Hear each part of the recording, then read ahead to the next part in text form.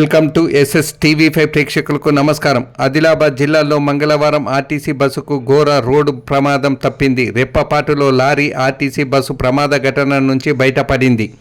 నేరడిగొండ మండలం బంధం వద్ద రోడ్డు క్రాస్ చేసేందుకు ఆర్టీసీ బస్సు డ్రైవర్ ప్రయత్నించాడు. అదే సమయంలో అటువైపు నుంచి వేగంగా లారీ దూసుకొచ్చింది. లారీ డ్రైవర్ చాకచక్యంగా లారీని కంట్రోల్ చేశాడు. అయినప్పటికీ బస్సు వెనుక భాగాన కొద్దిగా లారీ ఢీకొంది. బస్సులో 30 మంది ప్రయాణికులు ఉన్నారు. రెప్పపాటులో ఘోర రోడ్డు ప్రమాదం తప్పడంతో వారంతా ఊపిరి పీల్చుకున్నారు. ఈ ప్రమాద దృశ్యాలు సీసీ కెమెరాలో రికార్డ్ అయ్యాయి. ఈ ప్రమాద ఘటనకు సంబంధించిన వీడియో సోషల్ మీడియాలో వైరల్గా మారింది.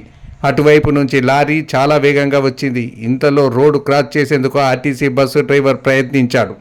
పొరపాటున బస్సు ముందు భాగాన్ని లారీ ఢీకొట్టి ఉంటే ఘోర రోడ్డు ప్రమాదం జరిగేదని బస్సులోని ప్రయాణికుల ప్రాణాలు కోల్పోయేవారని బస్సులోని ప్రయాణికులు చెబుతున్నారు.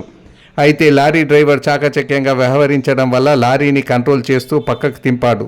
దాంతో ఘోర ప్రమాదం తప్పిందన్నారు.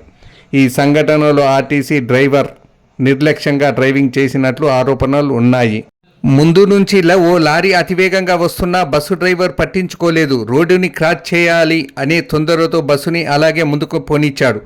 అయితే ప్రమాదాన్ని గుర్తించిన లారీ డ్రైవర్ బస్సుని తప్పిస్తూ లారీని పక్కకి తింపాడు.